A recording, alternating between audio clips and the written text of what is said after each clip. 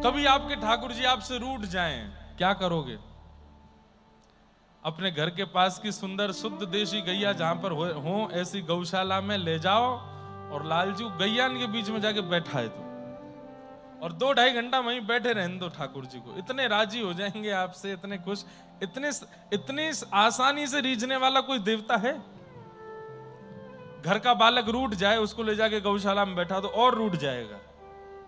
गोबर में बैठा दिया, गौमूत्र में बैठा दिया ले जाके। तो हमारे ठाकुर जी कैसे हैं? 56 भोग मत पवाओ, कुछ और मत खवाओ, बस वो गैयाओं को देखने में उनको इतना अच्छा लगता है। गैया रमाती हैं, गैया चारा चरती हैं, गैया गौमूत्र करती हैं, गैया गोबर करती हैं, गैया अपने ऐसे सींग हिलाती हैं, गले की घंटी बजती है। ठाकुर जी को इतना सुख मिलता है उसमें। कभी अगर लगे कि आपके घर के लाला आपसे रूठ गए, गौशाला ले जाओ और गैयान के बीच में बैठा दो, रहो राजी यहीं पे। और ज्यादा प्रसन्न करना हो, ठाकुर जी गोद में लो और उनके हाथ से छुपा के गैयाओं को बढ़िया बढ़िया सब्जी पवाओ, गैयाओं को गुड़ खवाओ, गैयान को खूब आनंद करा दो। ठाकुर जी सबसे राजी हो जाते हैं, इतने खुश हो जाते हैं। बस फिर महीना 1.5 महीना में लेके जाते रहना। उनकी सबसे बढ़िया पिकनिक ही वही है कि गौशाला ले चलो, हमको गैया दिखा लाओ। गौ देखना बहुत प्रिय। नंददास जी ने जब श्रीनाथ जी के दर्शन किए तो गौ चारण का दर्शन हुआ कि अभी गैया चरा के आए हैं। मुखमंडल पर पूरी रज लगी है। एकमात्र अष्ट सखाओं में श्री नंददास जी ऐसे हैं जिन्होंने गोवर्धन और गोकुल दोनों में निवास किया। 1 महीना आप गोकुल में रहते थे, वहां नवनीत प्रियालाल हैं, और 1 महीना आप गोवर्धन में रहते थे। ये 8 सखा नाथ द्वार नहीं आए, जहां पे अभी श्रीनाथ जी विराज रहे हैं। 8 सखा ब्रज में ही रहे। इनके जावे के बाद श्रीनाथ जी उदयपुर के पास आए। तो नंददास जी के पद बड़े सुंदर। अकबर के दरबार में बड़े बड़े गवैया जाते और जाके कुछ ना कुछ गाते थे। एक नंददास जी की नित्य अमृतमयी वाणी सुनने वाली एक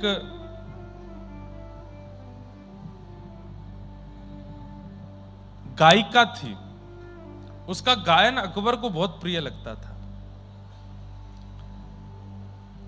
वो अकबर के दरबार में एक दिन नंददास जी का पद गा रही थी।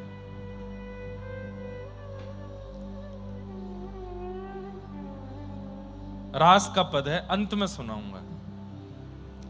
तो नंददास जी का वो पद गा रही थी तो अकबर केवल पद नहीं सुनता था, राग रागनी सुर नहीं सुनता था, वो पद में बोली गई बातें भी सुनता था। तो उस पद के अंत में आता है, रास में श्री राधे राधे मुरली में एही रट, नंददास गावे वहां निपट निकट। क्या कह रहे हैं? बोले रास में श्री राधे राधे मुरली में एही रट, नंददास गावे वहां निपट निकट। पद का अर्थ क्या है? बोले रास में जब ठाकुर जी वंशी बजा रहे हैं तो वंशी में राधा नाम की ध्वनि आ रही है, और इस प्रकार नंददास जी वहीं रास में बैठ करके, बिल्कुल निकट में बैठ करके इस समस्त रास का दर्शन कर रहे हैं और स्वयं भी नाच रहे हैं। अकबर ने तुरंत बीरबल को बुलाया। तानसेन कहां है? बोले बुलाते हैं। बोले बुलवाओ। बोले पद में क्या लिखा है? बोले इस पद में लिखा है कि ऐसे ऐसे ठाकुर जी वंशी बजा रहे हैं और उसमें राधा नाम प्रकट हो रहा है, और नंददास गावे तहां निपट निकट। नंददास वहां निकट में बैठ करके गा रहे हैं। बोले कुछ भी बोल दे, कुछ भी लिख रहे हैं, कैसे हो सकता है? ये 5000 साल पुरानी लीला है और इसमें नंददास कहां से पहुंच गए वहां पे? कवि को वास्तविकता लिखनी चाहिए, झूठ नहीं लिखना चाहिए। तो जो गायिका थी उसने कहा, मेरे गुरुदेव नंददास रास देख रहे थे तभी उन्होंने गाया है, वो ऐसे नहीं बोलते हैं। अकबर ने कहा अच्छा, इनको बंदी बनाओ और नंददास जी को दरबार में बुलवाओ। नंददास जी महाराज के पास जाकर के तानसेन बीरबल दोनों ने निवेदन किया कि अकबर ने आपको बुलाया है, थोड़े क्रोध में है, आप चलो। बोले क्यों क्रोध में है? बता दिया, ये वाला पद सुना दिया और इस पद में आपने ये कहा है, तो हंसने लगे। बोले वो रहस्य जानना चाहते हैं कि आपने ऐसा क्यों लिखा। आप तो अभी के हो और रास तो बहुत साल पहले हो गया था ठाकुर जी का, 5000 साल पहले द्वापर में हुआ था। आप वहां जब थे ही नहीं, तो आपने ये क्यों लिखा कि आप निपट निकट निकट बैठे हो। नंददास जी बोले गोपनीय लीला है, सबको नहीं सुनानी चाहिए। अब देखो इस कथा से क्या, ये अंत है। नंददास जी इसके बाद भगवत धाम प्रस्थान कर जाएंगे। बहुत रचनाएं हैं नंददास जी के, कई पद ऐसे हैं वो सबको समझ में आने वाले नहीं। रस के पद बहुत ज्यादा हैं, रस के, रास के, श्रृंगार के बहुत पद हैं। नंददास जी की इस कथा से क्या सीखेंगे कि आपको यदि कुछ अनुभव होता है ठाकुर जी की लीला में, किसी को बताओ मत। स्वप्न अनुभव होता है, लीला अनुभव होता है, भाव अनुभव होता है। हां, हम व्यास हैं, हमारा तो काम ही यही है कि अनुभव आपको बताना, ताकि आपके चित्त में विश्वास प्रगाढ़ हो, पर आप मत बताना। इसका हम भुगतान करते हैं। एक अनुभव बताने पर 2 महीने तक, 2.5 महीने तक कोई अनुभव नहीं होता। रस बतावे से रस घटे, ये नियम है रस रीति का। ये नियम है कि रस बताने से रस घटता है। आपके साथ दत्त प्रभु ने कुछ लीला की और आपने बता दिया, होगी नहीं फिर लीला, 6 महीने तो भूल जाओ, ठाकुर जी नहीं आएंगे। प्रचार से बहुत बचते हैं। अपने भक्त के साथ क्या कर रहे हैं इसका प्रचार भले ही बाद में हो जाए, लेकिन वो भक्त स्वयं प्रचारित करे, ठाकुर जी को अच्छा नहीं लगता। प्रेम प्रचार का विषय नहीं है, प्रेम गुप्त रखने का विषय है। अब नंददास जी से अकबर पूछना चाह रहा है कि आपने क्यों लिखा निपट निकट। नंददास जी बोले क्यों बताऊं मैं। बीरबल तानसेन बोले कि आप चलो अकबर के पास। बोले हम पे समय नहीं है, हमको कुछ चाहिए नहीं, हम जाएंगे भी नहीं। तब बीरबल ने कहा आप नहीं जाओगे तो वो आ जाएंगे यहां पर, अकबर है उनका नाम। तब अंत में नंददास जी बोले ठीक है हम चलते हैं। नंददास जी पहुंचे और जैसे ही वहां पहुंचे हैं, अकबर ने कहा आप क्या गाते हैं पद में, एक बार आपके मुख से सुनना है। तब नंददास जी गा रहे हैं, देखो देखो री नागर नट निर्तत कालिंदी तट। देखो री नागर नट निर्तत कालिंदी तट। देखो री नागर नट। ये अंतिम पद है नंददास जी का, रास का पद है, अंतिम पद है नंददास जी का। सब लोग गाइएगा। देखो देखो री नागर नट निर्तत कालिंदी तट। देखो री नागर नट। हाँ गोपिन के मध्य राज मुकुट लकट। हाँ गोपिन के मध्य राजे हाँ गोपिन के मध्य राज मुकुट की लकट। हाँ गोपिन के हो देखो देखो री नागर नट निर्तत कालिंदी तट। देखो री देखो देखो री नागर नट निर्तत कालिंदी तट।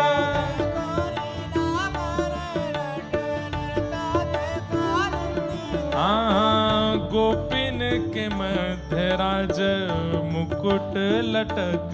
हाँ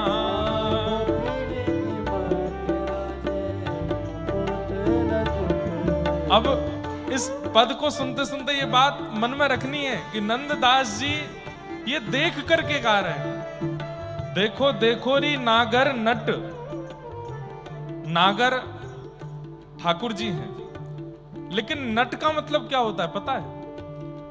नट कहते हैं मंच पर आकर के प्रस्तुति करने वाले लोग जो आकर्षित करते हैं उनको नट कहा जाता है। एक प्रकार से कह दिया जाए तो क्या नट का क्या व्याख्यान करें?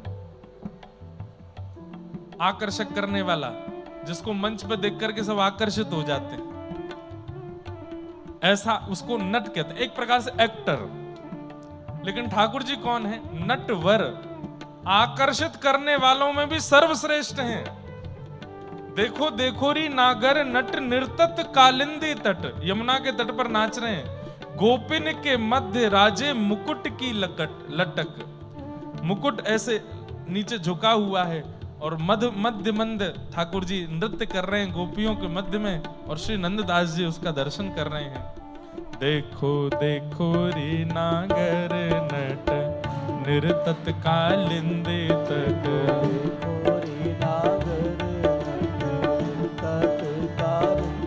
आज गोपिन के मध्य राज मुकुट लटक, आज देखो देखो री नागर नट निर्तत कालिंदी तट,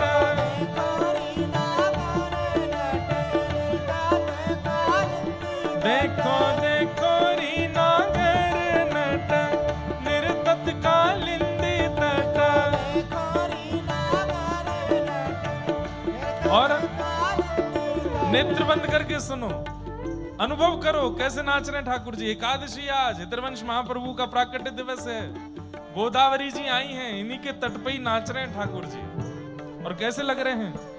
काछनी किंकिनी कटी पीतांबर की, काछनी किंकिनी कटी पीतांबर, काछनी किंकिनी कटी पीतांबर की, काछनी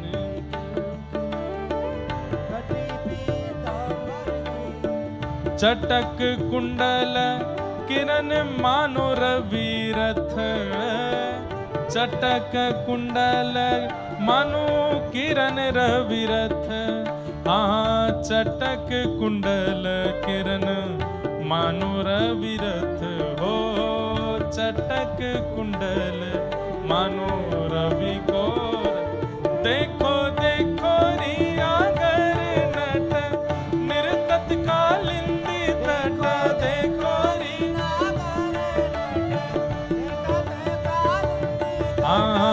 गोपिन के मध्य राजे मुकुट लटक हो,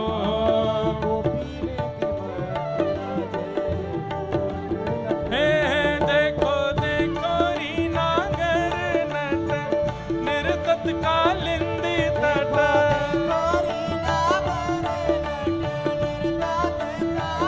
क्या कह रहे हैं? काछनी किंकिनी कटी पीतांबर की चटक, ऐसी पीतांबरी काच करके आए हैं, उसमें छोटे छोटे छोटी छोटी किंकिनियां लगी हैं, मतलब वो आवाज आ रही है उनमें से, छोटी छोटी घंटियां, छोटी घंटियां नहीं है, कुछ घुंघरू जैसे लगे हैं पीतांबरी में। जब जब ठाकुर जी नृत्य कर रहे हैं तो छम छम छम पूरी पीतांबरी से आवाज आ रही है, और वो काय की है? सोने की हैं। और चटक कुंडल किरण मानो रवि रथ की अटक, बोले कानों का कुंडल जब चमक रहा है तो ऐसा लग रहा है कि मानो रवि यानी कि सूर्य, उनका रथ रुक गया हो। कानों की सुंदर जो कुंडल हैं उनकी चमक ऐसी है कि रवि का रथ भी रुक रहा है, और वो भी संकोच में आ रहे हैं कि सूर्य तो मैं हूं, लेकिन ये दो दो कुंडलों की चमक से ऐसा क्यों लग रहा है कि दो सूर्य पृथ्वी पर हैं? अरे सूर्य नहीं है, ये श्याम सुंदर के कानन के मधुर कुंडल हैं, जिनकी चमक से सूर्य भी लज्जित हो रहा है। देखो देखो री नागर नट निर्तत कालिंदी तट,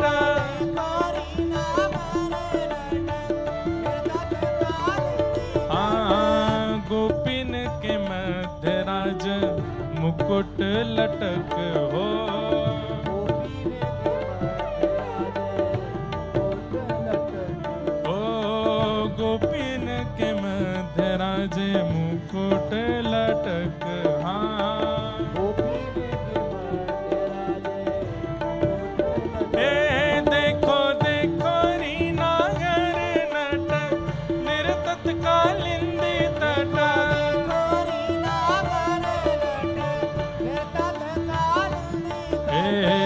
तत थई ताता थई शब्द उद्घट हैं, तत थई ताता थई। कैसे गवेगा? तत थई ताता थई कैसे बजेगा? हाँ बजाओ। तत थई ताता थई, तत थई ताता थई, तत थई ताता थई शब्द उद्घट हैं, शब्द थई ताता थई शब्द उद्घट हैं। हाँ उरप तिरप गति लित मान पद की, उरप तिरप गति लित